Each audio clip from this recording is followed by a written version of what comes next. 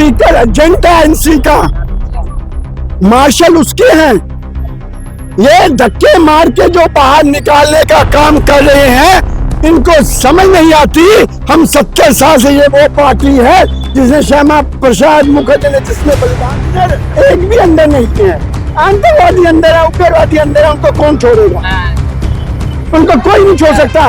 पर सीना गर्व से हमारा फूलता है जब हम सेक्रेटरी के ऊपर एक ही झंडा देखते हैं, तिरंगा।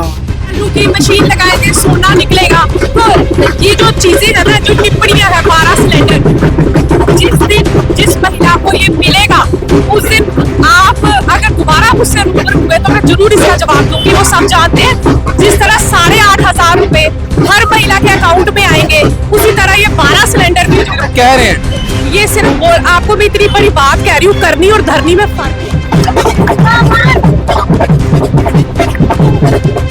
आज को जहाँ पर सामान जो है वो दिया जा रहा है, उनका स्वागत जो है वो किया जा रहा है तमाम भाजपा कार्यकर्ताओं की तरफ से। असेंबली के सेशन खत्म हुए, 5 दिन के सेशन थे और अब युद्धवीर सेठी जो है वापस जम्मू पहुंचे हैं, तो देख सकते हैं उनका स्वागत किया जा रहा है।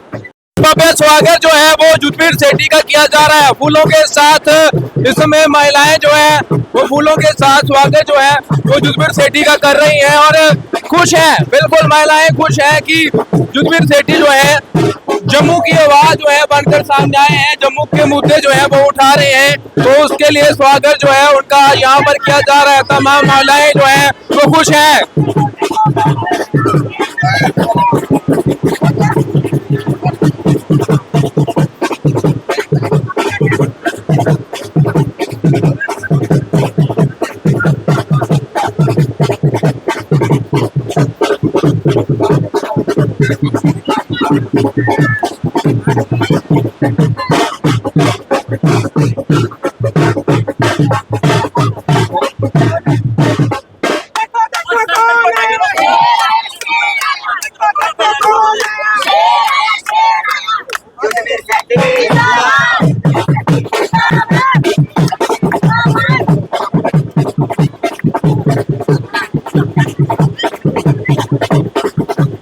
कश्मीर की असेंबली बदल गई। कश्मीर की असेंबली जम्मू ने विश्वास के साथ 29 पहली बार एमएलए जिता के भेजे हैं।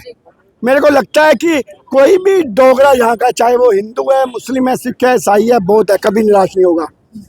हम लोगों ने जिस प्रकार वहाँ पे जाके जो उन्हें गुमराह करने के लिए सो कॉल्ड जो उन्होंने पटका लाया था, वहाँ पर हमने सब ने मिलकर उसका विरोध किया। असेंबली के अंदर हमने जोरदार विरोध किया। जो वहां पे हमारे विरोधी हैं, उनका एक ही एजेंडा है कि 370 के नाम पर हम लोगों को किस प्रकार से बेवकूफ बनाए। जो मैनिफेस्टो के अंदर उनका एजेंडा है फ्री पानी का, फ्री बिजली का, 12 सिलेंडर, राशन, 3,000 की पेंशन, उससे गुमराह करने के लिए ये लोग जो 370 की दीवार जो ढह चुकी है, वो नफरत की दीवार थी जो जम्मू कश्मीर को बांटती थी, जो आतंकवादियों से सनी हुई थी, जो खून से सनी हुई थी, जो अलगाववाद से सनी हुई थी, जो पाकिस्तान के इशारे पर उन्होंने बाकी देश के बीच में दीवार बनाई हुई थी, उसको नरेंद्र भाई मोदी जी और अमित शाह जी ने ढा दिया। आज वो उसी 370 के नाम पे लोगों को गुमराह कर रहे हैं। पॉलिटिकल प्रिजनर एक भी अंदर नहीं है। आतंकवादी अंदर है, उग्रवादी अंदर है, उनको कौन छोड़ेगा? उनको कोई नहीं छोड़ सकता। पर सीना गर्व से हमारा फूलता है जब हम सेक्रेटरी के ऊपर एक ही झंडा देखते हैं, तिरंगा। वो तकलीफ है उनको, एक तिरंगा देख के उनको रोना आता है और एक तिरंगा देख के हमें खुशी महसूस होती है कि ये आतंकवाद और अलगाववाद इन्होंने यहाँ पे 70 सालों में दिया। जो परिवारवाद की राजनीति थी, हमने उसको अंकुश लगा दिया। स्पीकर एजेंट है एनसी का, मार्शल उसके हैं। ये धक्के मार के जो बाहर निकालने का काम कर रहे हैं, इनको समझ नहीं आती। हम 70 साल से ये वो पार्टी है जिसने श्यामा प्रसाद मुखर्जी ने जिसमें बलिदान दिया, हमारे कार्यकर्ताओं ने बलिदान दिया। एक एक एमएलए वहाँ 35 बीजेपी को सींच रहा है। हम इनकी आवाज दबा देंगे और पूरे देश भर में सिर्फ हमारे जो डोगरे हैं, जिसमें हिंदू मुस्लिम सिख ईसाई बौद्ध है, उनकी आवाज पहुंचा देंगे। गुड गवर्नेंस और गुड डेवलपमेंट हम यहाँ पे चाहिए। तमाम विधायक तो एक साथ हो गए, national conference, PDP, Sajad, Lone Awami Ittehad party, इन्होंने तो अलग चुनाव लड़ा था, लेकिन 370 के मुद्दे पर तो एक साथ हो गया, आप लोगों के खिलाफ हो गए। यही तो मैं कहना चाहता हूँ, जो जम्मू से भी चुन के गए हैं हमारे किसी भी पार्टी के एमएलए, उनको भी इकट्ठा होना चाहिए। लेकिन वो कैबिनेट में मिनिस्टर है, वो आप पर सवाल उठा रहे हैं। भारतीय जनता पार्टी के एमएलए अकेले उनके बिना भी काफी हैं डोगरों की लड़ाई लड़ने के। ये तो उमर अब्दुल्ला जी को समझ आनी चाहिए। सेठी जी, वो उस पोस्टर पे क्या लिखा था जो बवाल बना था? उस पोस्टर पे क्या लिखा था? उसमें लिखा था वापिस करो, आतंकवादियों को बाहर निकालो और 370 बहाल करो। ये सवाल मैंने नहीं बोल उठाया दिया, आपको गुमराह कर रहे हैं, लोगों को गुमराह कर रहे हैं। जवाब दे दिया मैंने, गुमराह कर रहे हैं, वही गुमराह कर रहे हैं, वही गुमराह कर रहे हैं। अपनी जनता को, कश्मीर को, जम्मू को बेवकूफ बना रहे हैं। आज हमें बड़ा ही खुशी है हमारे जो यहाँ के ईस्ट विधानसभा के हमारे एमएलए हैं युद्धवीर सेठी जी, वो आए हैं। तो हम सब बहनें मिलकर उनका स्वागत करते हैं। हमारे 28 के 28 एमएलए बहुत ही सक्षम और हमारी बहनों की अथाह मेहनत से उन्होंने जीत कर आए हैं। जो 370 की उन्होंने रट लगाई हुई है एनसी वालों ने, वो उनका सपना ही रह जाएगा, क्योंकि जो चीज़ एक बार खा भी ली जाती है ना, तो वो भी वापस नहीं आती। तो वही हिसाब है कि ये चली गई है, इसको वापस कभी नहीं आएगा, ये सोचना ही छोड़ दे। वो असेंबली के आखिरी 2 सेशन आपने देखे होंगे, क्या हो रहा है? वो बर्दाश्त नहीं कर पा रहे, वो झूठे नारे लगा रहे हैं लोगों को कि हम 370 वापस लाएंगे। वो कभी नहीं हो सकता, ये उनका सपना ही रह जाएगा। हमारे विधायक जो हैं वो एक शेर की भांति है, वो उन्हें धाड़ कर ही बता दिया उन्होंने कि वाकई ही जो वो सोच रहे हैं वो उनका सपना कभी पूरा नहीं होगा। आर्टिकल 70 की बात की, अभी तो सिर्फ रेजुलेशन पास हुआ है, उस पर बवाल किया जा रहा है। स्पीकर की बात करें तो स्पीकर पर भी जो है भाजपा, आपके जितने भी एमएलए से वो सवाल उठा रहे हैं कि स्पीकर जो है वो एनसी का है, इसलिए वो ये कर रहे हैं। वन साइड है ना, वो वन साइड। देखो इसके बारे में 370 का जो आर्टिकल कह रहे हैं ना, देखो 370 वो हमारे बहनों के, हमारे नरेंद्र भाई मोदी जी ने किस लिए किया? हमारी बहनों के भविष्य के लिए, हमारी बहनों के अधिकारों के लिए, जो शादी के बाद बाहर चली जाती थी उनका अधिकार उनका सुरक्षित रहे, उसके लिए क्या? हम बहनें इस बात के लिए कभी भी एग्री नहीं है और ना ही जय श्री राम।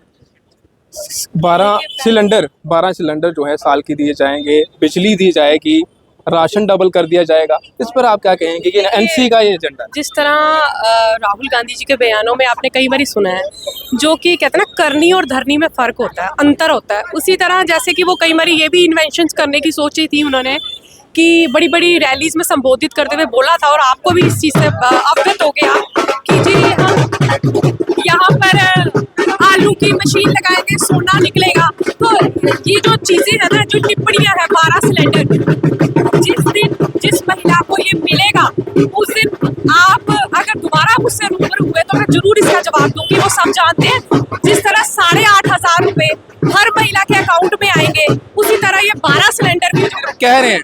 ये सिर्फ आपको मैं इतनी बड़ी बात कह रही हूँ, करनी और धरनी में फर्क होता है। और दूसरी बात मैं यहाँ आपके चैनल के माध्यम से बोलना चाहती हूँ, जब एनसी और कांग्रेस और PDP why they were not talk about manifesto, why they were not talk about the development of Jammu and Kashmir, why they were silent always in the assembly and outside in the assembly। जो चीज बोलने वाली है वो बोलते नहीं है। और जो हमारी बीजेपी के सक्षम भारी बहुमत से जीते हुए एमएलए हैं, जिनके साथ उन्होंने इतना दुर्व्यवहार किया है जिसकी कोई कल्पना नहीं कर सकता था, वो दूसरों को, आम जनता को जो सम्मान देंगे वो तो सोचना ही बेकार है, जब वो अपने ऑपोजिशन वालों के साथ इतना दुर्व्यवहार कर सकते हैं।